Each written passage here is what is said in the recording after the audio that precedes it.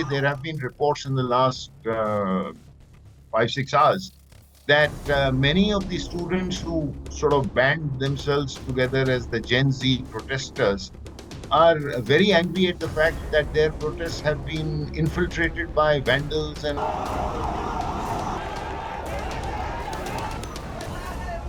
we've seen reports that former Congress Prime Minister Sher Bahadur Deuba uh, from the Nepali Congress and his wife Arzu Deuba, who's also the current foreign minister in Mr. Oli's cabinet, their house was vandalized and they were manhandled, and there were pictures of them bleeding. Former Prime Minister Jhalanath Khanal, whose house was set on fire and his wife died in that fire.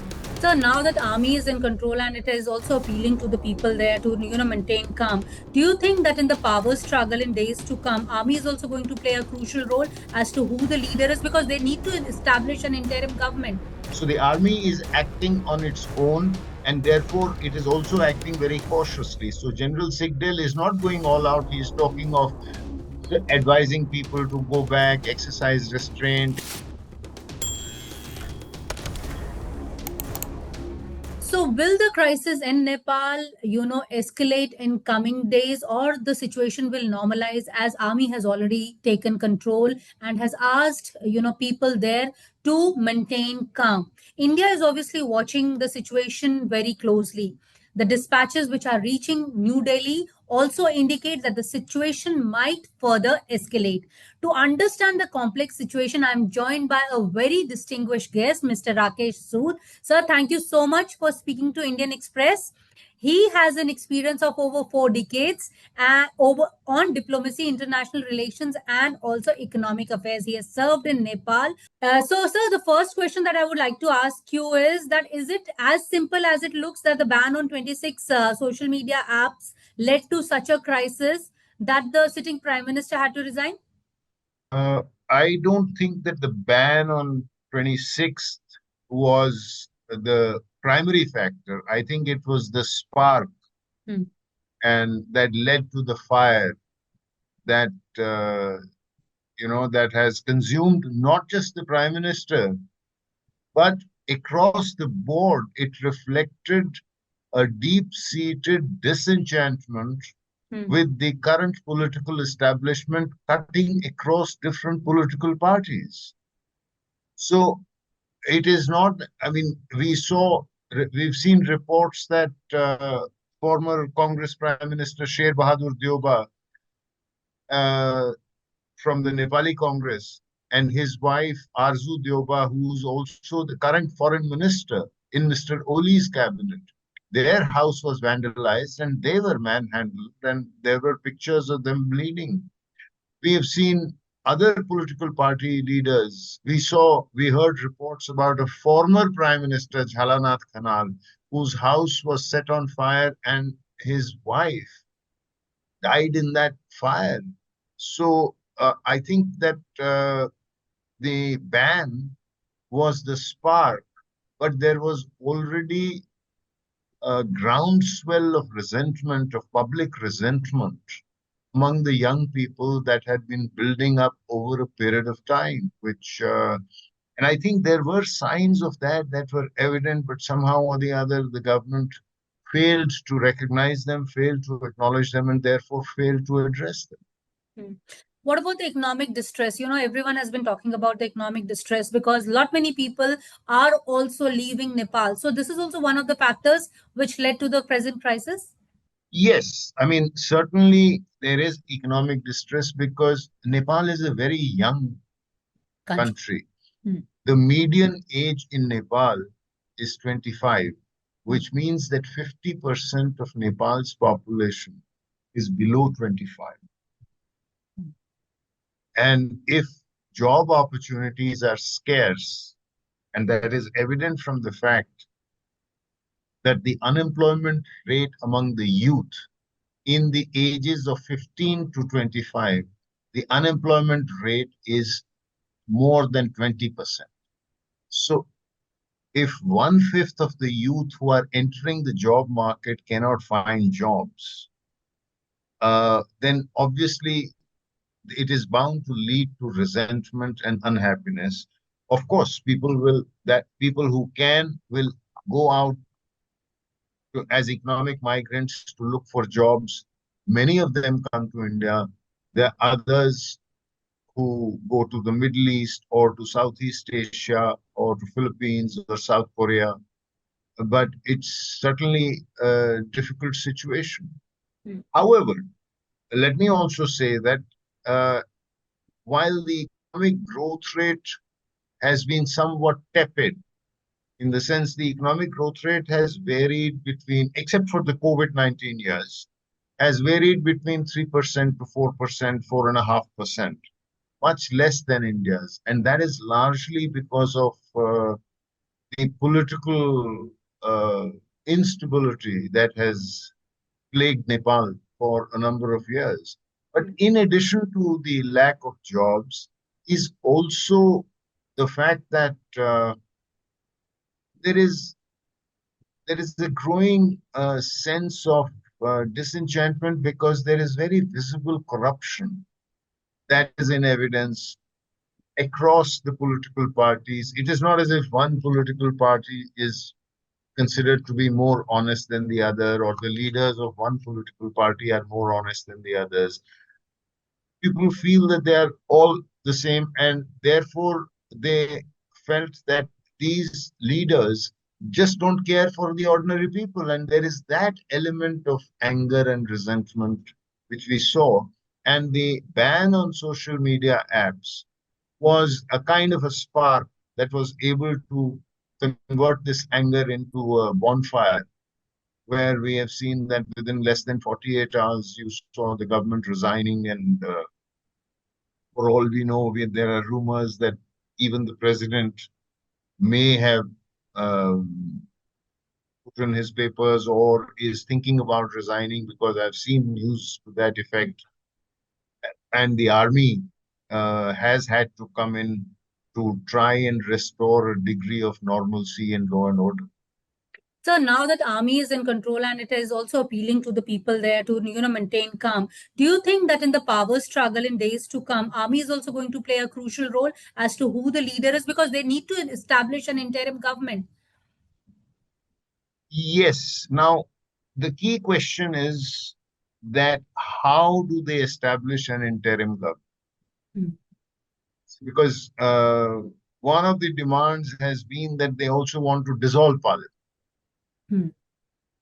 So then how do we bring about an interim government? There is no, in the constitution, you don't have a provision for an interim government of this. I mean, you have a provision in the constitution which says that if one government falls, then another somebody else be invited who can put together a majority, and that majority has to be demonstrated within 30 days on the floor of the House. And if all these attempts fail, then fresh elections have to be called within 6 months. Now, elections can't be just called at the drop of a hat. We know that.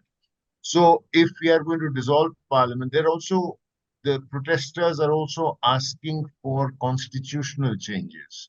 Now, how nobody is clear as to what these constitutional changes are. And if these constitutional changes are not going to be brought up in parliament, then what happens to the old constitution? So I think what we are seeing is a legal vacuum as also a power Hmm. But as far as army is concerned, sir, do you think that because we have seen that the previous government was more tilted towards China, do you think that the army, because many people are also saying that it's a proxy war going on between America and China as far as Nepal is concerned. Do you think when army is in control as of now, it's going to obviously take sides? first of all, I do not buy this argument. I think that is just armchair. So I don't buy this business of that it is a proxy war between the United States and China.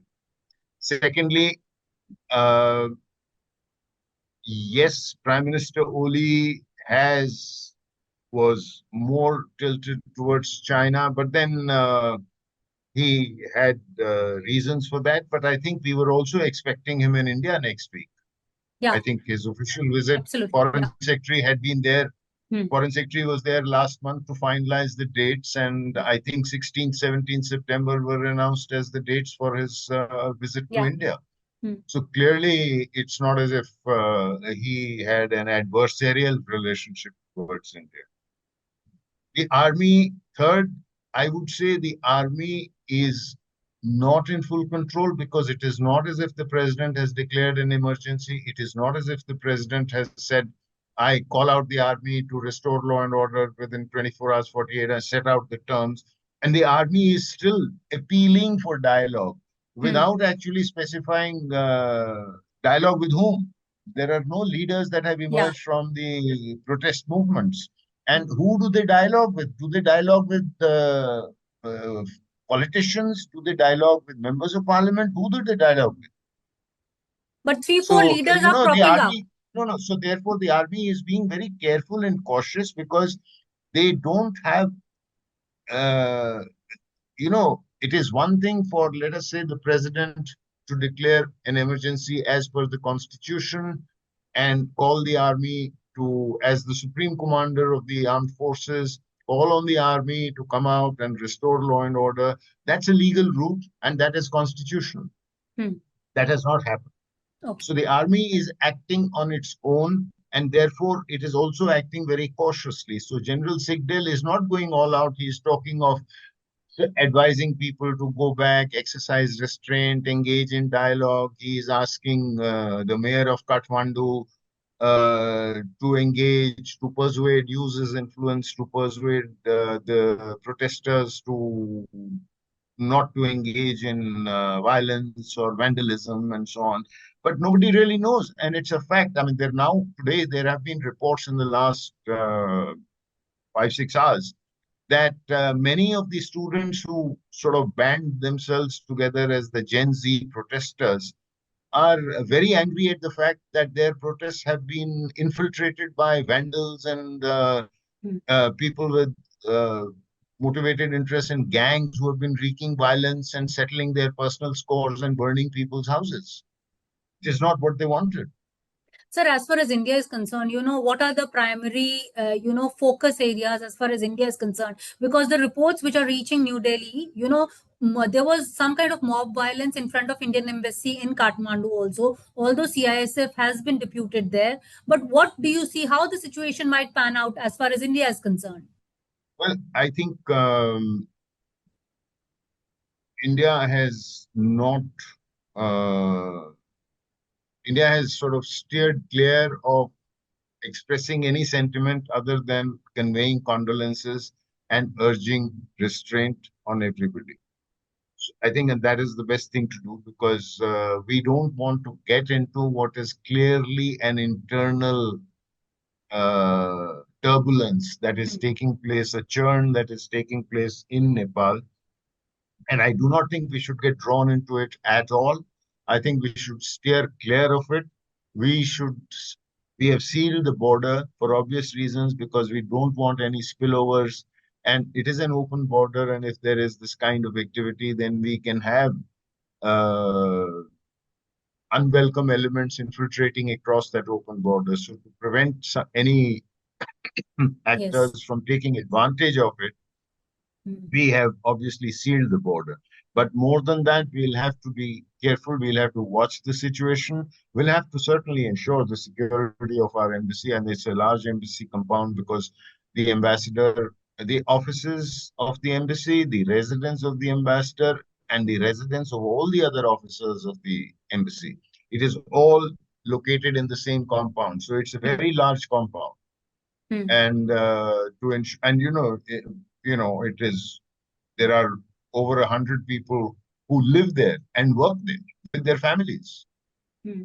Yes, sir. So clearly this is a it's a to secure that all along the different walls, this that it is extremely important because we don't want any incident where there is this feeling which is currently against the political leaders of the main political parties. We don't want that this gets Yeah. translated into any anti-Indian sentiment. Yeah. As of now, there is no anti-India sentiment in the entire protest. No, so far there has not been, but we know that the India-Nepal relationship has a tendency to oscillate quite rapidly, Mm. and different political leaders in Nepal have often used the anti-India card to boost Absolutely. their domestic political standing. So SSB has also been alerted all along the border, and the Bihar state is going for elections just 2, 3 months later. Do you think that any kind of spillover would impact? Because, even in Bihar, the rate of unemployment is quite high. I hope not. I mean, that is why the border has been sealed. So it is one of the reasons would be to ensure that we do not have any spillover effects. Because as you know, in the border districts, because of the open border, there is regular movement. In fact, there are many people on this side of the border who have uh, they have Families, families on the other friends, side, yeah. and vice versa. And the common Hmm. phrase that is used to describe this is "roti beti ka rishta," that they eat together, they marry with each other, and all the rest of it. Hmm. Thank you. Thank you so much, sir. You made us understand the nitty-gritties of the relationship between India and Nepal. Thank you so much for speaking to Indian Express. Thank you. Thank